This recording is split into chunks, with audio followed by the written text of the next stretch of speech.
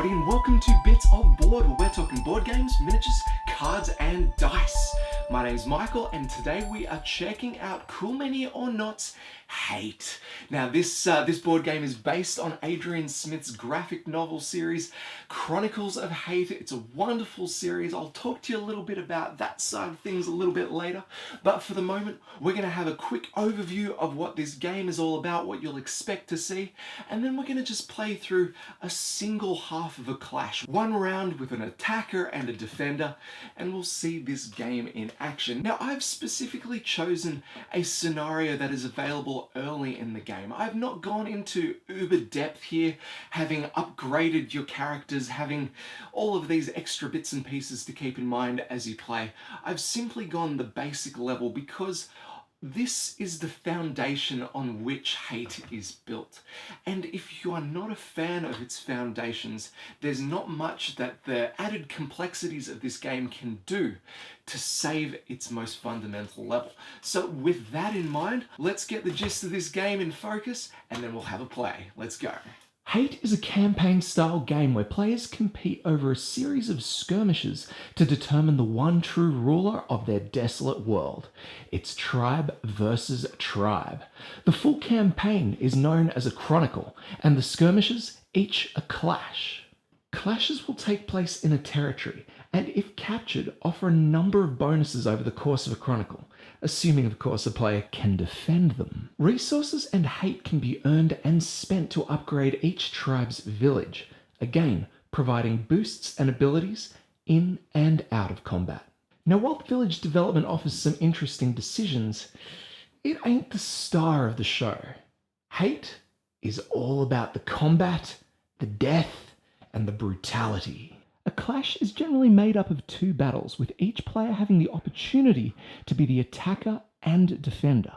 The attacker decides on a scenario, players receive their secret missions, and after a bit of setup, they're ready to go. Each tribe brings to battle a group of 11 combatants. We've got 2 young bloods, a total of 6 warriors, a shaman, a champion, and of course the mighty prince. Now, the scenario dictates their placement on the board and also handles any additional rules and special setups, but mainly the different scenarios handle the different flavors Hate brings to the table. During a clash, tribes will take it in turns activating their figures over 4 rounds. Activations cost savagery, and with a starting pool of only 5, well, you gotta spend them wisely. Most figures only cost a single point of savagery. However, champions and the prince, well, they cost double due to the nature of their power.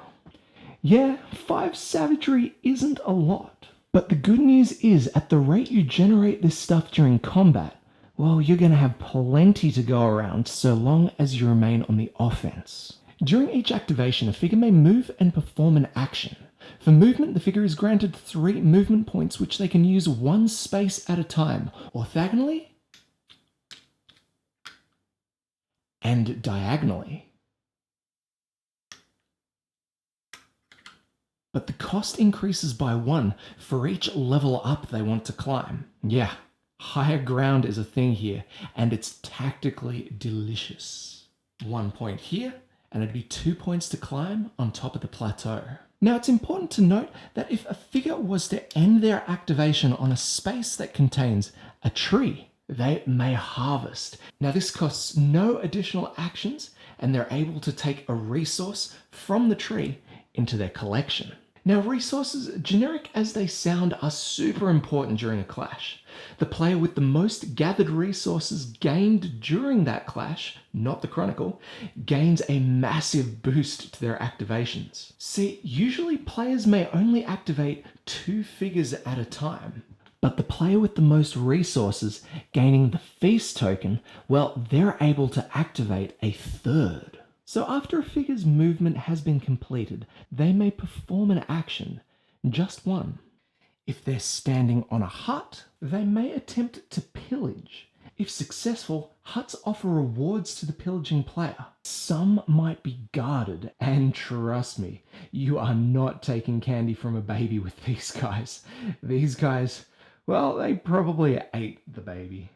The next action, attacking, is probably the most common of the actions, so we'll go through that one in a sec. Suffice to say though, if you manage to take out an opponent, their body remains on the field.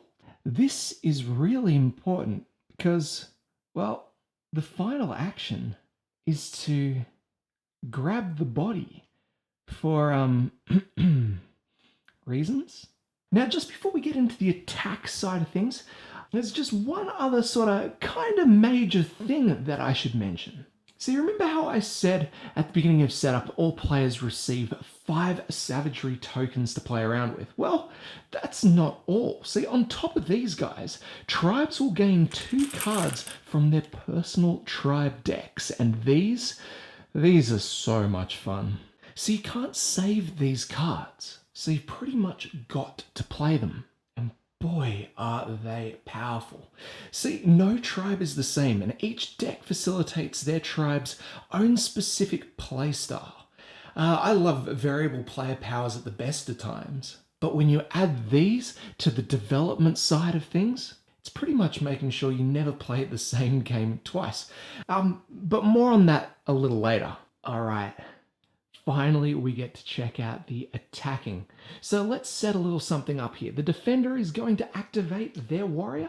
They're going to spend one of those savagery tokens, and they're going to move them towards the opponent's champion down here. We're going to move 1 and 2. There's no penalty for moving down. And then we're going to end our movement without spending the 3rd point, and we are going to attack. Attacking is simple. We take a look at the card associated with the specific warrior. The base colors match the color on the card. And we check out the dice in the bottom right down here. The top dice indicates how many dice we roll during attack, and the bottom one indicates how many we roll during defense. So we're attacking here. We're going to grab 2 dice and roll. And wow, awesome. The top dice is a hit, and this bottom one, this is a wild. It is whatever we would like it to be. Now, if we were going up against a weaker opponent, I would probably suggest turning this one into a savagery, so we could generate an additional savagery so we can activate even more of our characters over the round.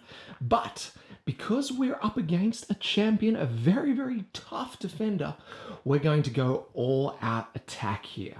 The champion now gets a chance to respond, and we're going to be rolling the number of defense dice on their card. In this case, yowza, we're going to be rolling 4 dice. So let's see how we go. And check it out, they've pretty much cleared it. We've got 2 wilds in there, so we may as well turn one of them into a defense, and the other one, there's no point in choosing an attack. We're going to generate 2 points of savagery in that roll. Very, very nice. But that means no damage done. Now, I mentioned that there are a number of upgrades available to characters throughout the game, and some of these are on this villagers sheet here. Now, at the top, we have our feats of savagery, and you can upgrade these throughout the game just by filling in one of the boxes. Now, to get to this one over here, reroll enemies' dice, you would have to unlock both. Well, the first reroll's already unlocked, but you'd have to unlock the second and then score this one. So for the sake of showing something cool, let's show off this particular feat of savagery.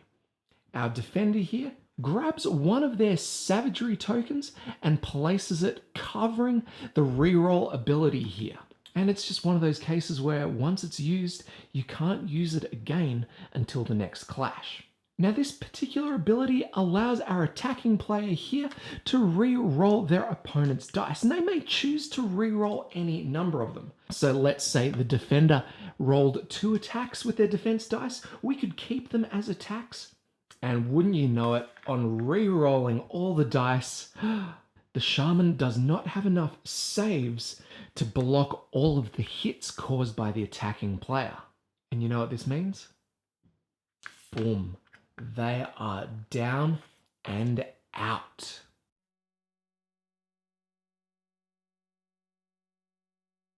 See, in hate, there are no wounds or anything like that.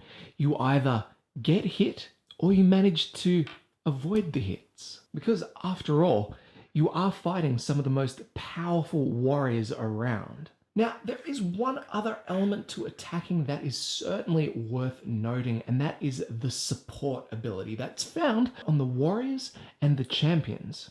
So let's say we had our youngblood move in and attack. Now, youngbloods are ranged, as you can see on their card here, which allows them to attack from a distance of up to 5 spaces. So he's pretty safe there, and he's not really endangering himself by getting too close to the combat. In this case, the youngblood only rolls a single dice, but because there is a warrior adjacent to his target, the youngblood gains the support bonus of all adjacent friendly units. Let's make things a little bit easier for our youngblood. Now we have 2 of our warriors adjacent to the target. That means our youngblood, he's going to be rolling 3 attack dice instead of his standard 1. Now, it doesn't always work out for attackers, but at least in the worst possible rolls, you can still try and make the best of it. Our youngblood, while he's not taken out the champion, has proved some worth and generated a savagery in his attempt. Alright, so play will continue until players either run out of savagery to activate their crew, or they're unable to activate any more of their figures. See, here's the tricky, puzzly bit. You're only able to activate each member of your tribe once per round, and this changes everything. Suddenly, your turns mean so much more, and your moves need to be so much more precise. Sorry, that's review territory in there. All right, so we've all activated.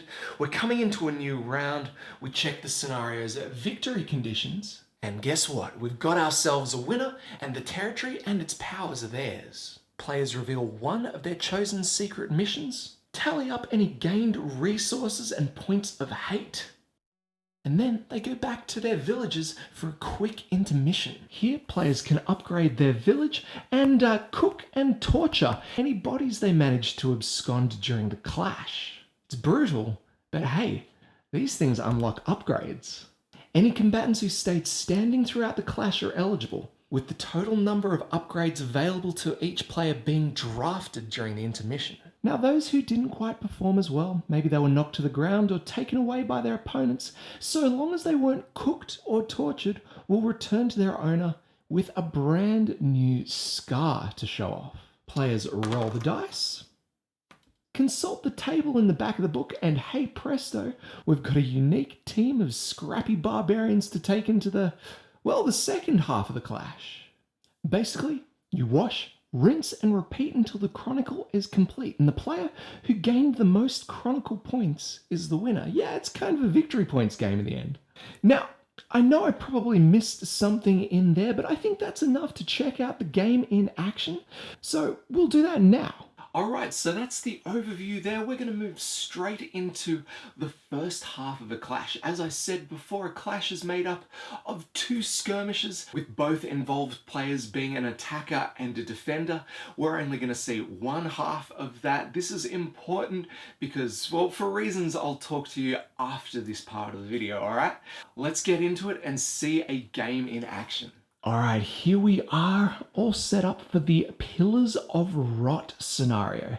Our attackers are the ones with the black ringed bases, and everyone's pretty much scattered quite equally across this map here. We've got 2 huts on the outside, and we've got a tree with a couple of resources in the middle, and we have these little points of interest, the purple tokens scattered around. See, these points of interest are a fungus spreading throughout the region, and they're quite a dangerous fungus because if you ever hit them, they explode. So as you can see, everyone in the world of hate is slightly crazy because they are fighting next to the explosive fungus, yes. The main goal in this scenario is to kill 6 enemy figures. And if you do so, you gain 2 hate and the fungus upgrade. That's pretty cool. So we've got our kill tracker here. We've got our round tracker there. Now let's quickly go through the actions relating to the fungus. So these are special actions relating only to this scenario. You can pick up an adjacent fungus and your little dude can carry it. As an action, they may also drop it down in an adjacent space. or you can attack it. And if you happen to roll a single hit when attacking it, it explodes, dealing 5 dice worth of damage to all adjacent figures. So it's pretty much suicide, but it's it's a pretty interesting move. Now, figures can be attacked while holding the fungus, and if they're taken out while holding the fungus, they themselves will explode. And you can also attack your own figures holding the fungus, which I find hilarious. So we're in for an exploding good time. Let's begin with our attackers. Again, the guys with the black rings around the base. Let's see what we can do. Now I'm thinking let's get our young bloods involved in the game pretty much straight away. These are the orange and yellows.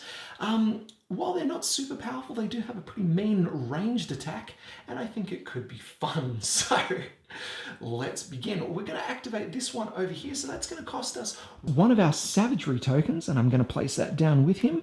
And I think we're going to start off by moving straight to the tree in the middle of the board here, because we want to pick up resources. So we're going to move here, 1 through the point of interest, 1 through our friendly figure, and 2 standing on that tree. We immediately get to take one of its resources, and now because we're in the lead of the resources, we gain the feast token, which allows us to activate a 3rd figure this turn. Now the turn's not going to end there. We're actually going to make an attack, and I've got a crazy idea, and let's see if it works. Our young blood up the top here, he is actually in range of the mushroom down here. He just has to be within 5 spaces. So 1, 2, 3, 4, easy as. We're basically going to throw whatever we've got at the fungus, and hopefully it's going to explode. Now our young blood usually rolls a single dice when attacking like this, but because he's holding the high ground here, he's higher than his target, we're actually going to be rolling an additional dice. So our defenseless mushroom, hopefully we can hit. All right, so while we do roll a save here, we do roll a wild, and I'm going to turn that into a hit there. So this fungus is going to explode. All right, so let's see how this goes. The fungus explodes. We'll first target the champion here in a 5 dice attack. 1, 2, and we're going to turn that into a 3rd hit. The champion gets to roll 4 dice in defense, so you've got a chance to get out of this one alive. Unfortunately, though, he is down and out. So we'll drop him down, and we'll move to the next warrior here. Another 5 dice against him. And yeah, he's dead. Because this warrior can only roll 2 dice, yep, he's in a lot of trouble here. So we could probably go ahead and turn these into more hits. We could probably turn them into savagery, although I'm not sure if those savagery would count for us because it's actually the fungus dealing the damage. So let's just err on the side of caution there. But yeah, he is dead. Now we do have to roll for our prince, and this was a very risky maneuver, but we are going to be 2 kills up.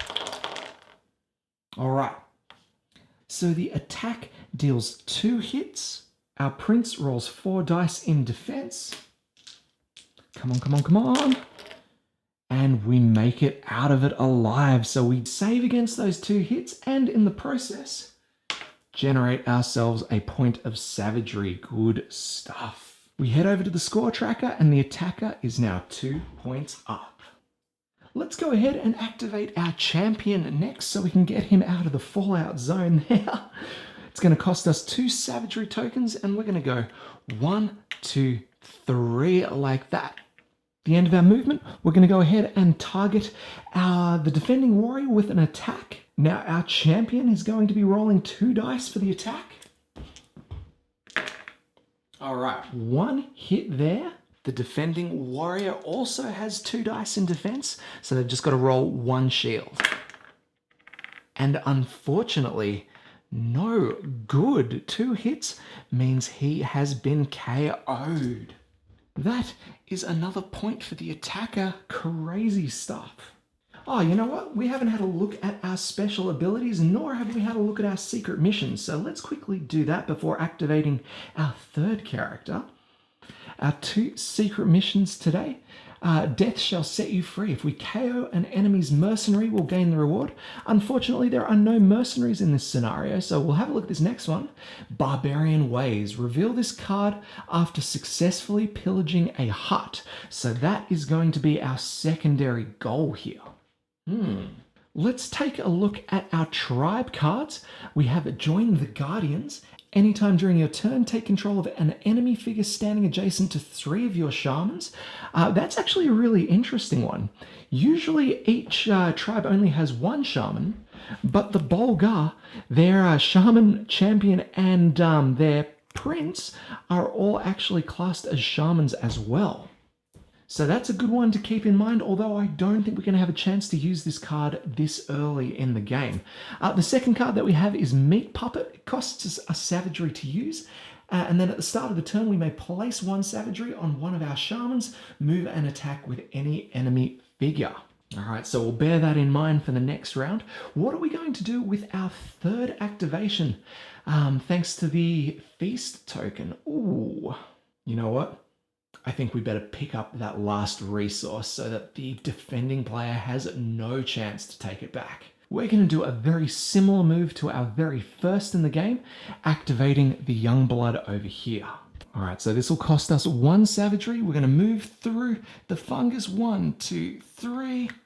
Pick up the resource for free, and then we're going to attack. And I'm thinking we're going to attack the fungus we just moved from here. Now, unfortunately, we're on the lower ground here, so we don't actually get to roll any additional dice. Just 1, and it is a miss, unfortunately. So that there ends the attacker's activation. All right, so the defender has a bit of catching up to do. Let's firstly take a look at their secret missions. They gained the Crucible. Reveal this card after succeeding in an attack as long as you use the Forge twice during that activation. Now that's one of the village locations. Now currently we only have the starting abilities unlocked, +1 move, +1 roll, a reroll, and a reactivation of a figure. So if we use 2 of those and manage to KO someone with an attack, well, we can reveal that mission. The other one here is Brutality. Reveal this card after obtaining an overkill, 2 hits more than necessary to KO. That's pretty cool as well. So the first one generates hate, the second one generates an upgrade. Both are great. I'll keep them both in mind as we move through. Let's see the tribe cards that we gained for the Unkoru. We gain Smash Your Skull at the start of any turn in round 4, KO an enemy warrior. And we can try and save this card by spending savagery. That's going to cost us a lot to keep it alive, but we have Yummy here. Start of your turn, when carrying a body, carried figure immediately rolls for scars and is placed back in its village, gain 2 resources. So that is a great way for us to regain control of resources in this game. Alas, we only have 2 activations to play with here. Look, let's begin by activating our prince here. For starters, I'm going to move just 1 space over, just so we're slightly more away from the exploding mushrooms. And then we attack. 4 dice for the prince here. Well, that is a solid roll for us. We've definitely got a savagery. Do we want another one? Yeah, I think we do. It's a little bit risky because that warrior is going to have 2 defense, but I'm banking on the fact that he's not going to roll 2 saves. We gain 2 savagery, essentially getting a refund on our attack of the prince. Let's see what he can do to defend. 2 dice, and no good. He does gain himself a savagery, so that's all right, but he is KO'd, and that is a point to the defender. Bam. All right, let's see if we can't get an easy kill in there with our warrior over here. So we're going to activate him and then move 1, 2, and let's go 3 here. Now it costs us a savagery to do so, and we're going to now activate and try and take out this Youngblood. 2 dice for the roll. And we've got a miss here, but we do have a wild which we can turn into a hit. He's got 1 dice in defense and does not make it, rolling a hit. So that one is down as well. And another point for the defender there. All right, back into the attacking player's turn, and I think we're going to try and make use of his meat puppet ability. So this will cost us 1 savagery, and then it asks us to place 1 savagery on one of our shamans. So let's put that there just to show that we've activated with the card, and then 1 additional one to actually use the card's ability. We're going to move an attack with any enemy figure, and I'm thinking we are going to move his prince. So we're going to move him 1, 2, and then we're going to attack the mushroom. This is going to be 4 dice, and as long as we get a hit, it's going to explode. Yeah, we got a hit. 3 there. This thing goes off, kabang, dealing 5 dice worth of damage to the prince. And all of them are hits. There is no chance that this guy can get out alive. Or actually there is, but it's a pretty slim one. See, the defender could go ahead and use one of their feats of savagery to gain, let's see, a +1 dice and then potentially re-roll it, but having to get all 5 dice to come up as a save, it's not worth the savagery. This guy is bang down. The attacker is up to 4 points here. Look, 2 more points and that is game lit. We can afford to sacrifice one of our characters here, right? With our last remaining savagery, I'm going to place it on this warrior here. He's going to spend 2 points of movement to come up. Actually, he doesn't need to do that. He's considered adjacent to the mushroom there. Doesn't matter though. He is going to attack and going to attack that mushroom hard. 2 dice. And we have the 1 hit that we need, and this sucker explodes. Boom. We're going to first target this warrior here. 5 dice. And 1 and 2 hits there, we'll call it. He's only got 2 dice, so he needs both to come up, and bad. He does gain a savagery though. The last one down here, 5 dice. 3 hits. He only has 1 dice in defense, so he is down as well. Now that's pretty much game there, but let's roll for our mate here too. 5 dice. He was so glorious. 4 hits against him straight away. There is no chance he can come back from that. Although, let's see if we can get some savagery, although I don't think it even matters, but we're rolling anyway. 1 hit, 1 wild, we'll turn that into a savagery, but that, guys and gals, is game. 2 more kills, 1, 2. The attacker really made use of those mushrooms there. So as a reward for winning, the attacker gains 2 hate, which they'll add to their village supply. And then the fungus upgrade card, which he can give to one of his figures during the intermission coming up. And if that figure's ever KO'd, he's going to do an AoE attack of 4 dice. Crazy stuff. Now, as far as the attacker's secret missions, he didn't pillage a hut, he didn't KO any enemy mercenaries, so he's not going to gain any rewards there. As for the defender, I can't remember if he scored the brutality. I'll have to double check and I will notify here. From here, players take all of their warriors back and go through that intermission phase, upgrading the village and their warriors if they're eligible. But yeah, that is pretty much it. So that's just a quick look at the gameplay. Let's leave it there. We'll go have a bit of a chat about this game and you guys can see what you think. Now, before we go into the gameplay side of things, I want to have a quick chat about storytelling and the importance of world building in pretty much any sort of medium. I mean, the world is an important factor in characterization and really giving meaning to the whole story. Take a guy like Batman, for example.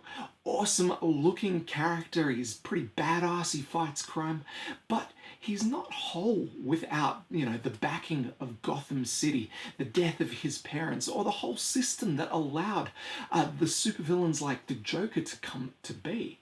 There's the Crow, a really, really cool imagery. There's a dude with a painted face. He's fighting people. He's saying these cool cryptic things, but why is he fighting? And it's only through the reader's realization that all this is built around the loss of love that the whole story really takes shape. See, the board game Hate has the cool looks, he's got the cool looking characters and actions, but it lacks the story. So I'm coming into this with a good understanding of the world of Hate through Adrian Smith's graphic novels, The Chronicles of Hate. The world painted in these books is bloodthirsty. It's violent and life means so little in so many places. But in those places where life is sacred, it is a very precious thing and definitely worth fighting for. And without the knowledge of this coming into play this game, you're really only getting half the picture. And you're just seeing this board game that celebrates violence, celebrates war, cannibalism, torture. See, when this game came up on Kickstarter, I very quickly dismissed it. I watched the intro trailer for this thing, and to me it came off as this like immature, try hard, let's just chuck a swear word in there wherever we can so that we can add the label mature to our board game. And if anything, it came off the exact opposite. The narrator through that video was essentially Duke Nukem, and it probably garnered as much respect out of me as the latest version of that game. It was a dumb trailer aimed at, the 14-year-old population who still get a kick out of shielding an upward finger at someone in the, I don't know. But as usual, I kept an eye on it. And aside from the whole overacted bro feel that the campaign had, there was some pretty interesting things going on in the campaign. I ended up checking out a gameplay video. I think it was run by Eric Lang, definitely one of my favorite designers around. And I got to see why this game had hit the mark for so many other players out there. So I backed it, and I invested a little bit in the story. I got the Chronicles of Hate digitally on my phone because it was really hard to find at that stage. Look, it's obvious, but Adrian Smith is just an amazing artist, and the world that he's created in the pages of that book it's bleak, but the story that it tells is quite beautiful. It gives courage and hope and beauty to the barren, and it gives a purpose to the violence. Now, what we had before is a fairly simple example of the game in progress. No upgrades, minimal mitigation of luck. It was a balls to the wall clan versus clan scenario with some pretty crazy powers in there. And to me, I believe that the defender in that scenario has such a little chance of actually making it through as a victor. And that's probably why they set the clashes up in two parts. Everybody has the chance to become the attacker. And I reckon the whole role of the defender is to try and upset an inevitable victory. And it can be very epic, but it can also be frustrating knowing that you're probably not going to do too well going into the game. And it gives you an opportunity to look at other things, to collect resources other ways, so that you can boost the powers of your village, so that you can upgrade in other ways. And this is actually one of the things I find most interesting about Hate. It's not balanced the whole way through. Some scenarios just don't work for some clans. Hey, some clans just don't work against other clans out there. But it plays the long game, and that if a player can learn to control their clan and they can learn to find their strengths, they can build upon those strengths, or if they can identify their weaknesses, they can completely wall in those defenses. But you can't play stupid with these guys. Don't pick battles that you can't win, and do make the most of every turn, because honestly, every turn you get matters so much. Now, let's say it goes down poorly your entire game, and you lose and you lose and you lose, and Hate actually has this issue covered. We have the underdog missions, which replace the secret missions during setup, and these, if you can pull them off, allow for a huge amount of rewards in one hit, really allowing players who have fallen behind the game a chance to catch up. And I think that's very cool. At the end of the day, Hate challenges the whole ideal of balance throughout the board games, and challenges players to build and develop and overcome these things. And I think that ties in really well with the whole story of Hate. This whole thing, the story contained in the Chronicles of Hate graphic, is an underdog story like no other. Mechanically, yes, there is a ton of dice rolling in the game, and I get that a lot of people aren't going to like that.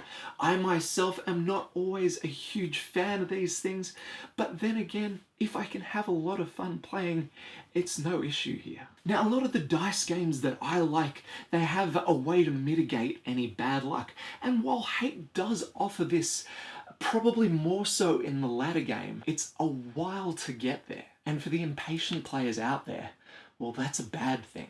Now, actually, for those players, Hate offers a way to jump into a scenario at any time.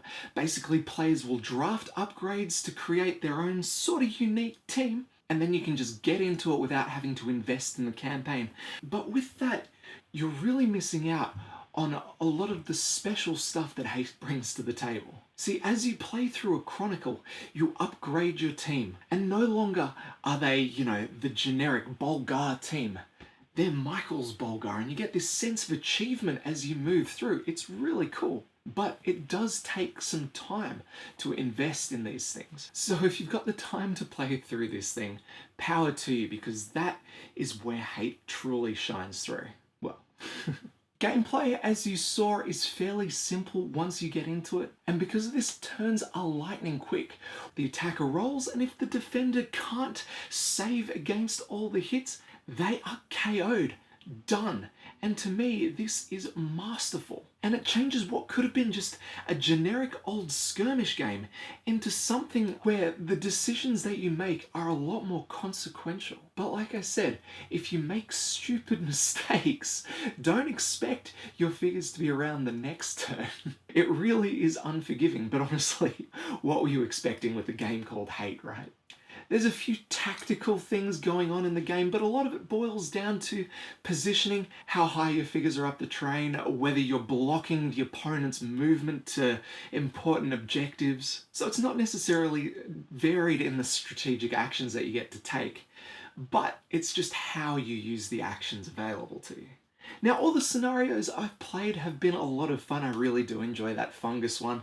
I did find that it was very hard to play some of the inner territory-based scenarios because I wasn't playing with upgrades when I was learning, and that's kind of cool. It means that you are rewarded for your progression outside of becoming more powerful. It means you can achieve cooler, more epic things in the gameplay. But for every upgrade that you make, chances are you're going to be handed a scar for one of your other warriors. And this makes it a lot harder to enjoy. I think it's a fantastic thing mechanically. It really reminds me of sort of like some of the Warhammer side games kind of thing where, you get your arm chopped off or something like that, your accuracy is going to drop. The scars add a lot more consequence to your crap actions. But for me, and the way that the game is designed, where you have to move into the inner territories to get the better resource upgrades and all that, it makes it quite frustrating to be knocked down a peg every scenario. Although maybe I'm just playing poorly.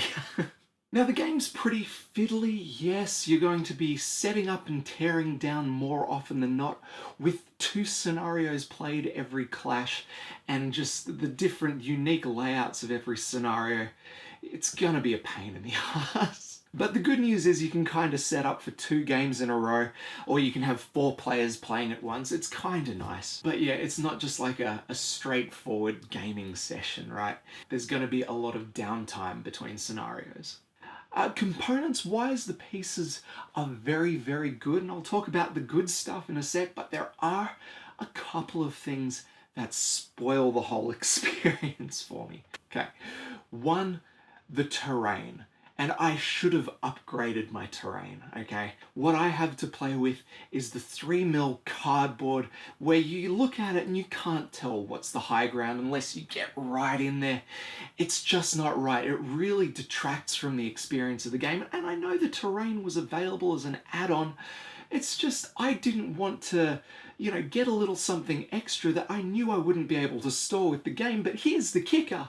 The game box is already too big for me to store anywhere. If I'd have known I was already in for something that was not going to fit in these shelves behind me, that I would have to either store on the ground in front of my shelves or up on top, stuck on top of some other board games in the cupboard, I would be a lot more willing to invest in a little bit of extra storage because I'm already dealing with it. I really hope I can pick the terrain expansion stuff up at a later stage, because right now it's just not hitting home visually on the table. I would love to have that Heroescape kind of epicness going on for a game like this. Now, those two things, the size of the box, the terrain, that's fine. That's my fault for not having the storage or, whatever.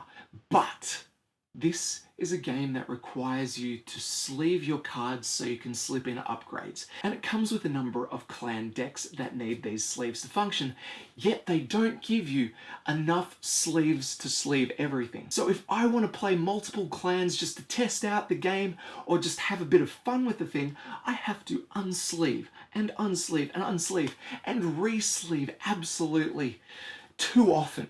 Why didn't they just give us another 20 sleeves? It would have been perfect. I know I can buy sleeves, but come on. Seriously, in a production like this where you're giving us these amazing resource tokens and going above and beyond in so many ways, an extra 20 sleeves? Really, Cool Mini or not? Really? It's a small but vicious complaint from me here. It's not going to hurt the game in any way, but it hurts my feelings. So, who's actually going to like this game? And this is where a lot of...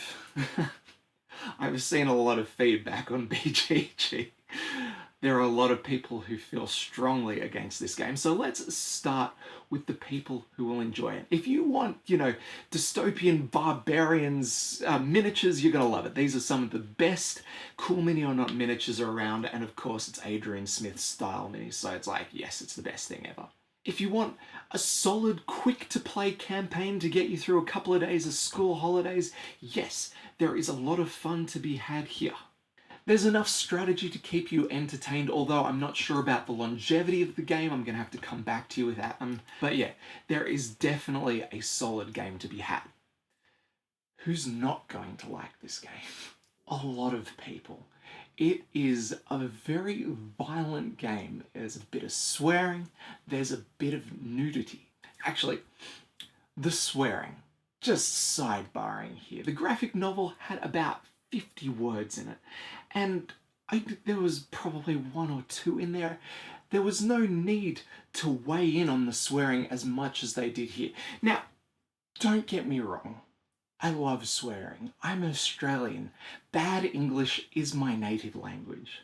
But I don't swear if I don't have to, and when I swear, I use the words correctly.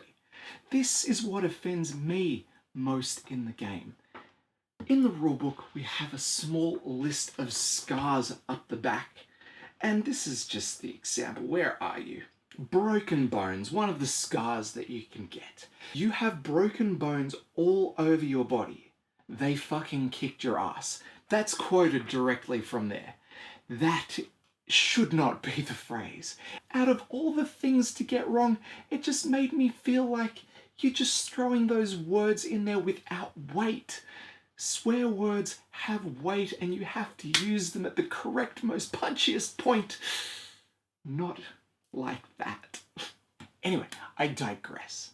There's swearing, there's violence, there's nudity, there's cannibalism, there's torture.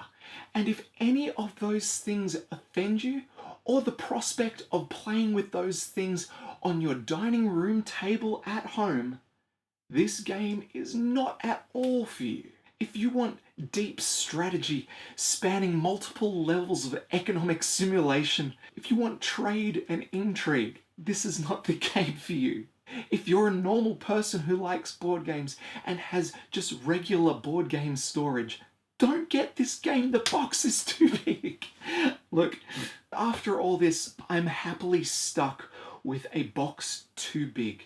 This game is pretty alright, but the story that it represents is very, very good. If you haven't checked out this graphic novel, Chronicles of Hate, do yourself a favour. It's I think either grab it digitally and just flick through on your phones or something like that, or they've just released a little compendium of both the first and second volumes together.